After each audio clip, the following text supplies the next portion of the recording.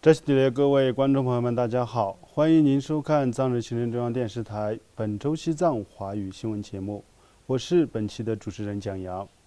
本期的主要新闻有：达赖喇嘛尊者赞扬欧盟促进区域和平，达赖喇嘛尊者通过网络视讯展开一系列的弘法和演讲活动。卡尔梅克民众在传统民族运动会上庆祝感恩达赖喇嘛活动。一名藏人遭中共苦刑虐待致死的消息在2年后传出境外。在世界新闻自由日纪念宫阙景巴和西藏公民记者，美国参议院赞赏国务院人权报告删除有关西藏为中国一部分的不实表述。斯珍罗桑森格呼吁印度境内所有藏人定居点实施全面封锁。西藏被列入7大工业国组织外长峰会关于中国的公报中。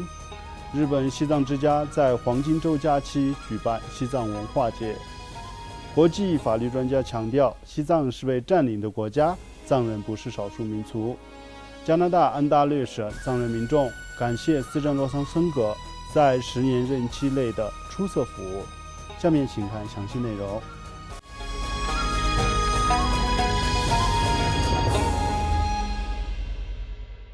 西藏精神领袖达赖喇嘛尊者于上周二5月11日接受了2021年瓦兹拉夫·哈维尔欧洲对话主办方的采访时，对欧洲联盟的精神表示钦佩，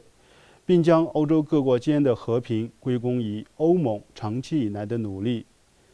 达赖喇嘛尊者在当天的采访中还被问及对欧盟精神的看法，以及尊者在生活中经历困难时的应对方式，以及他的转世问题等。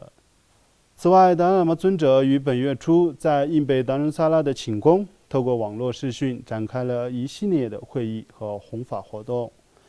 本月1号，达赖喇嘛尊者应台湾藏传佛教5大传承世界和平祈愿大法会主办方的祈请，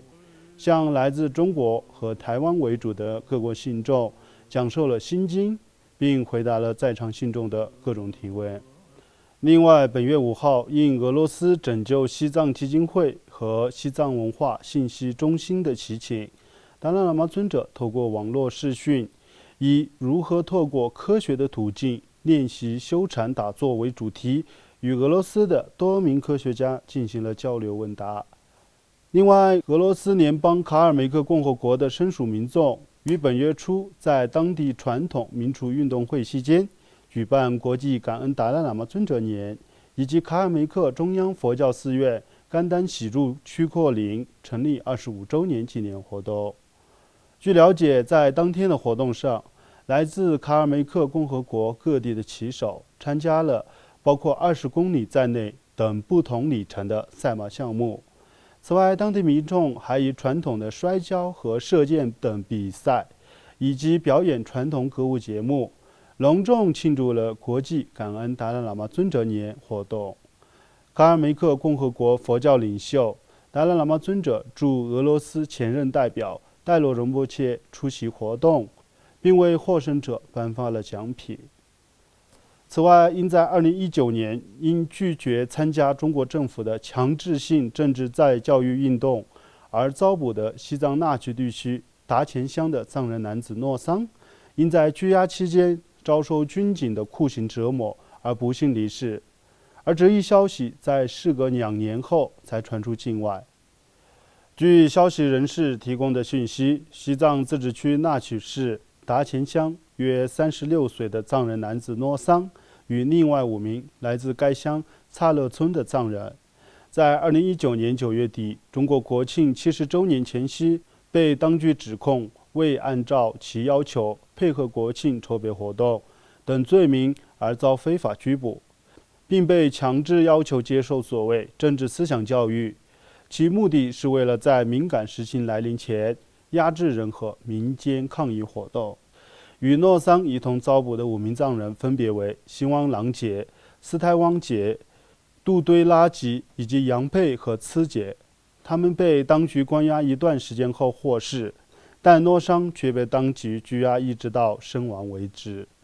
由于中国当局对当地和其他藏区的网络通讯实施高度限制，诺桑在关押期间遭到酷刑虐待致死的消息，在事隔2年后才被世人所知。与此同时，在5月3日世界新闻自由日当天，世界各地的藏人缅怀了因分享有关西藏境内的信息而被中国当局折磨致死的藏人宫阙景巴，以及被中国当局监禁的西藏公民记者宫阙泽贝、措摩达瓦和洛桑蒋扬。藏人行政中央驻日内瓦办事处对中国严重侵犯新闻自由，包括迫害各国记者、公民记者和媒体助理的行为深表关切，并呼吁联合国，特别是联合国人权事务高级专员，包括言论和表达自由在内的特别报告员，以及国际社会监督报告并敦促中国保障和维护新闻自由，释放被捕的记者。另外，美国国务院于3月30日发布的2020年度人权报告删除了西藏为中国一部分的不实措辞。对此，美国国会参议院马可·路比奥于本月5日发布声明指出，他与民主党籍参议员莱西已致函国务卿布林肯，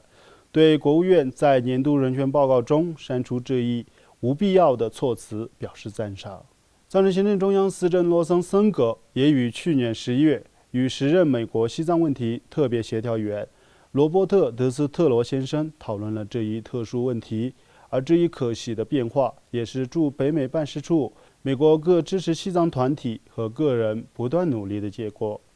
与此同时，由于印度正在遭受第2波新冠疫情的冲击，藏人行政中央司政洛桑森格于5月6号召开记者会，呼吁印度各地的藏人社区从本月10号开始展开全面封锁，共同抵御疫情。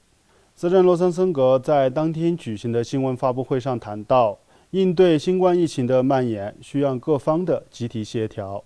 尽力遏制病毒的传播和循环，争取时间，直至所有人接种新冠疫苗为止。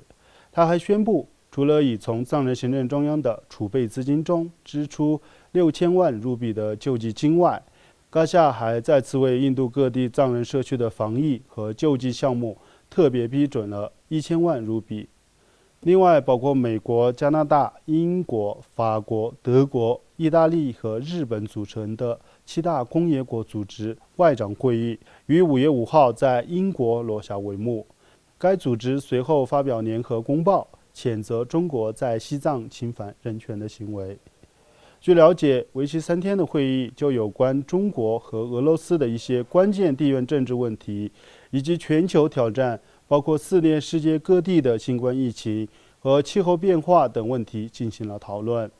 而这种面对面的外交会议被认为是巩固世界主要民主国家应对全球挑战和建立一个更加美好世界的重要步骤。当7大工业国组织讨论诸如全球气候变化、人权问题到性别平等等广泛的问题时，中国成为了讨论的焦点。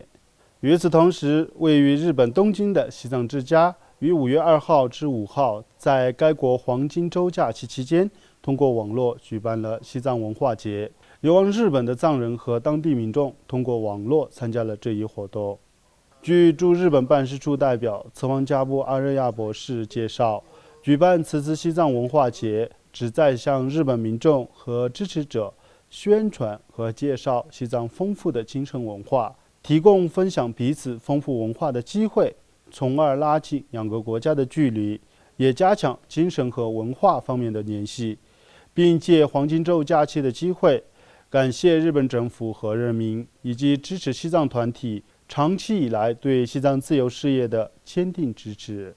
另外，在立陶宛议会支持西藏小组于5月10号举行的网络研讨会上，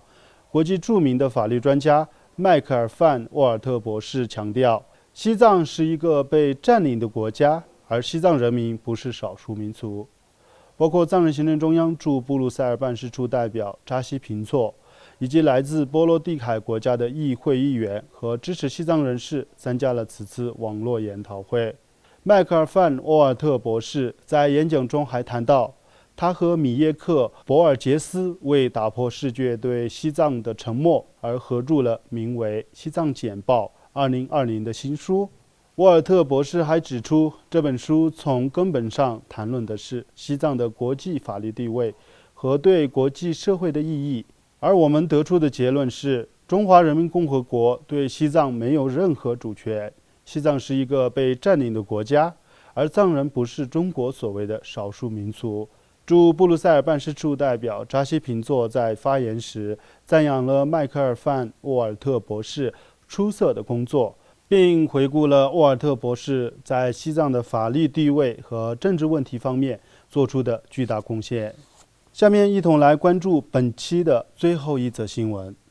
在藏人行政中央司政洛桑森格即将完成10年任期之际，加拿大安大略省藏人协会于5月11号举办了一场网络活动，感谢司政洛桑森格在2届任期内杰出的服务和为西藏自由事业做出的非凡贡献。加拿大安大略省藏人协会主席次仁汪杰、藏人行政中央驻北美办事处代表欧洲次仁、该协会成员、当地各藏人非政府组织的代表和多名加拿大国会议员通过网络视讯出席活动，并相续向司政表达祝贺。司政洛桑森格在活动上致辞时，感谢主办方为他举办的这一活动，并强调他的所有服务和贡献完全是为了实现达赖喇嘛尊者对西藏人民和西藏问题寄予的愿景和期望。观众朋友们，以上就是本期节目的全部内容。欲了解更多有关西藏境内外的讯息，请登录屏幕下方的网址。感谢大家的收看，我们下期节目再会。